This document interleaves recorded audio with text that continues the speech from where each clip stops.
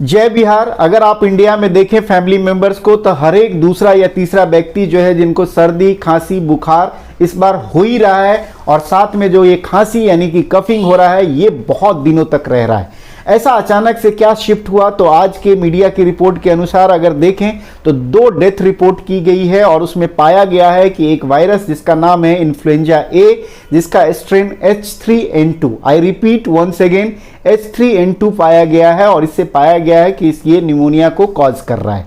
तो पहले समझ लीजिए कि निमोनिया क्या होता है। तो जब भी इन्फेक्शन आपके लंग्स की तरफ जाता है, लंग्स में होता है, उसको टर्म्ड किया जाता है निमोनिया, और इसी इन्फेक्शन के कारण जो है इतना ज़्यादा प्रॉब्लम हो रहा है कि प्रोलंग्ड कफिंग हो रही है।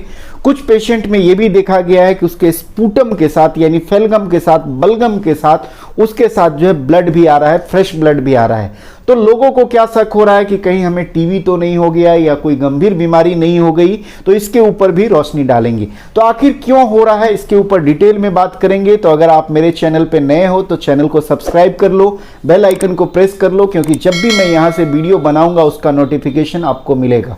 मैं हूँ आपका पशुपति सर। चलिए वीडियो को स्टार्ट करते हैं और समझने की कोशिश करते हैं कि आखिर इंडिया में हर एक कोई क्यों खांस रहा है और इससे कैसे निपटा जाए, क्या प्रॉस हैं, क्या कॉन्स हैं, क्या करने चाहिए, क्या नहीं करने चाहिए, इसके ऊपर बात कर रहे हैं।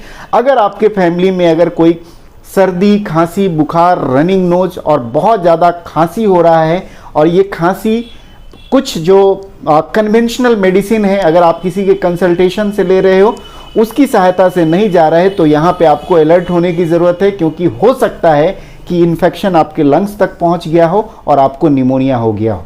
तो इस कंडीशन में आपको क्या करना चाहिए उसको समझ लीजिए। तो सबसे पहले आप अपने फिजिशियन से, किसी अच्छे फिजिशियन से जाके मिलिए। सेल्फ मेडिकेशन ना करें। सेल्फ मेडिकेशन में क्या होता है, अगर खुद से दवाई लेते हो, जैसे बहुत लोग जो है खुद को इतना समझते हैं कि उनके अंदर इतना नॉलेज आ गया कि खुद ही ठीक कर लेते हैं, जैसे पैरासीटामोल खा लिया, बहुत सारे एंटीबायोटिक खाए जा रहे हैं, बहुत सारा नेजल स्प्रे यूज़ कर रहे हैं, बहुत तमाम तरह की चीज़ें करते हैं। अगर आप घरेलू चीज़ें कर रहे हो, अगर दूध में आप हल्दी डाल के पी रहे हो, काढ़ा पी रहे हो, तो ये सब चीज़ें ठीक है, लेकिन जब भी आप एलोपैथिक मेडिसिन को यूज़ करते हैं तो आपको प्रॉपर जानकारी होनी चाहिए। अगर जानकारी नहीं है तो सेल्फ मेडिकेशन ना करें। तो सबसे पहले क्या करना चाहिए, इससे कैसे लड़ेंगे? सबसे पहले आपको डॉक्टर के पास जाके उससे प्रॉपर कंसल्टेशन लेना चाहिए। अगर आपको कफिंग नहीं जा रही है, आपको बहुत गले में दर्द है, आप जब चेस्ट में कंजेशन है, व्हीजिंग है, चेस्ट टाइट रहता है, चेस्ट में थोड़ा बहुत आपको पेन भी हो रहा है, तो आपको तुरंत मेडिकल अटेंशन की ज़रूरत है, आपको कंसल्टेशन का नीड है, आपको जाना चाहिए। कुछ कुछ पेशेंट में इस बार देखा गया है कि उसको क्या है, मॉर्निंग में उसके स्पूटम या फेलगम में कहें जो कफ निकलता है उसमें जो है वो फ्रेश ब्लड को भी देखा गया है। तो होता क्या है, अगर आपके फ्रेश ब्लड अगर आपको मॉर्निंग में आता है तो आपको घबराने की ज़रूरत नहीं है। वो हो सकता है कि आपका जो यहाँ पे गला है, फेरिंग्स, वो कहीं पे छिल गया हो और उसके कारण जो है वो ब्लड उसमें आ रहा है, तो इसमें घबराने की ज़रूरत नहीं है, आपको बहुत ज़्यादा सोचने की ज़रूरत नहीं है। बट येस, आपको एकदम ट्रीटमेंट जो है लेना है, आपको डायग्नोसिस किसी अच्छे कंसल्टेंट के अंदर में चेक कराना है। नहीं तो कहीं ऐसा ना हो कि आपका इन्फेक्शन जो है लंग्स तक पहुंच गया हो और आपको निमोनिया हो जाए, सीवियर निमोनिया हो जाए, फिर आपको वेंटिलेटर पे रखा जाए। तो यहाँ मैं 3 केस स्टडी लेता हूँ। एक ऐसा इंडिविजुअल जो हेल्दी है, उनको कोई भी प्रीवियस जो है कोई भी गंभीर बीमारी नहीं है या कुछ मेडिकेशन पे नहीं, एकदम फिट है, और उनको अचानक से जो है ये सिम्टम्स आने लगे कि उनको रनिंग नोज है, सर्दी खांसी बुखार है ही, हेडक है, चेस्ट टाइटनेस, कंजेशन, उनको व्हीजिंग, उनको सीटी सुनाई दे रही है और उनको बहुत ज़्यादा कफिंग हो रही है। तो इन केसेज में आपको तुरंत मेडिकल अटेंशन लेने की ज़रूरत है। अगर आपके पास कुछ डिवाइसेज है, जैसे आपका बीपी, उसको निरंतर चेक कीजिए, पल्स रेट को चेक कीजिए, SpO2 ऑक्सीजन का लेवल आपका जो है अगर 95 से नीचे है तो आप एकदम अलर्ट हो जाइए, और 90 पे पहुंच गया है तब तो आपको जो है हॉस्पिटलाइज भी होना पड़ सकता है। तो इसको आप ध्यान रखेंगे।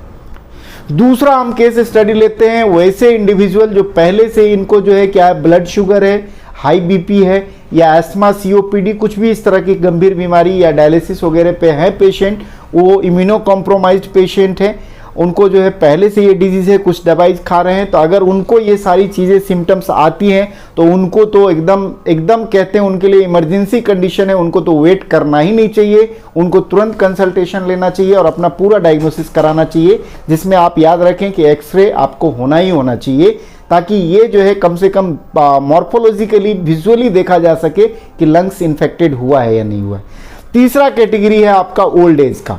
तो ओल्ड एज में जो 65 के ऊपर है उनको भी ये इन्फेक्शन हो रहा है, वहाँ पे इम्यूनिटी आप देखेंगे बहुत हद तक जो है देखेंगे उतना ऑप्टिमम नहीं रहता है, तो उन केसेज में भी ये सिम्टम्स हो रहे हैं। तो मिला जुला के मैं कहना क्या चाह रहा हूँ कि सेल्फ मेडिकेशन पे आप बिलीव मत कीजिए।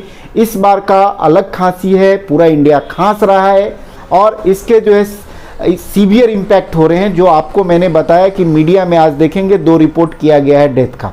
तो कहीं ऐसा ना हो कि सेल्फ मेडिकेशन कर करके आपका जो पास जो ओरिजिनल टाइम था उसको आपने खराब कर दिया। तो बिल्कुल सेल्फ मेडिकेशन नहीं करना है, खुद को डॉक्टर नहीं मानना है, थोड़े बहुत नॉलेज के ऊपर डिपेंड नहीं रहना है। डायरेक्टली आप जो है कंसल्टेशन लीजिए प्रॉपर, और जो भी वो कहते हैं उनको फॉलो कीजिए और अपने डाइट को हिसाब से रखिए। आप क्या क्या कर सकते हैं मैं बता देता हूँ।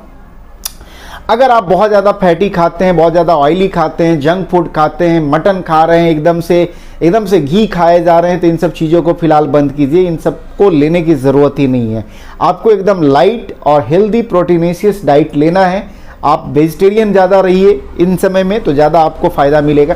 जितना ज़्यादा से ज़्यादा हो सके आप तरल लीजिए, उसको आपको जो है फ्लूइड, जितना बॉडी को आप हाइड्रेटेड रख सकते हैं उतना हाइड्रेटेड रखिए। आप टी ले सकते हैं, लेमन टी लीजिए, साथ में आप ले सकते हैं दूध हल्दी ले सकते हैं, उसको लीजिए। काढ़ा, घरेलू काढ़ा जो है बना के पीजिए, आपको गले को आराम मिलेगा। और ये सब चीज़ जो है आप प्रॉपर लेते रहिए और साथ ही साथ डॉक्टर का कंसल्टेशन लीजिए। तीसरा सबसे इम्पॉर्टेंट चीज़ है कि अगर आप मोबाइल पे टाइम बिता रहे हैं तो मोबाइल पे आप मत टाइम बिताइए। बहुत ज़्यादा रील्स वगैरह में 3-3 घंटे 4-4 घंटे यूँ आप गर्दन को करके देख रहे हैं, तो इसको मत देखिए, इसको सबसाइड कीजिए। नहीं तो इसके कारण भी आपका क्या होगा, ये सिम्टम्स वगैरह जो है बढ़ने के चांसेस हो सकते हैं, तो इसको भी ध्यान रखिए। यहीं से स्ट्रेस आता है, वो भी आपको कंट्रीब्यूट करेगा, आपको और प्रॉब्लम जो है क्रिएट करेगा। और आप क्या कर सकते हैं, अपने आप को साफ सफाई रखें। अगर आपको लगता है कि आपके अंदर ये इन्फेक्शन है, ये सिम्टम्स है, तो मास्क का प्रयोग कीजिए। बाहर जाइए तो मास्क, क्योंकि ये क्या होगा, इन्फ्लुएंजा जो है बहुत तेज़ी से फैलेगा। आपके फैमिली मेंबर्स में 1 से 2, 2 से 3 सबको अपनी चपेट मिलेगा। तो इसके जो ड्रॉपलेट्स होते हैं उनके रोकने के लिए प्रॉपर मास्क लीजिए। साफ़ सफाई जो कोरोना काल में करते थे, आप उसको हैबिट को ले आइए, दोहराइए, एकदम साफ़ सफाई रखिए। हो सके अगर आपके पास स्पेस है तो आइसोलेट हो जाइए जब तक आपको इन्फेक्शन है, ताकि आपके जो फैमिली मेम्बर्स हैं आपके इस इन्फेक्शन से प्रभावित नहीं हो। कैसा लगा वीडियो कमेंट करके ज़रूर बताइएगा। And thank you so much for watching. Thank you.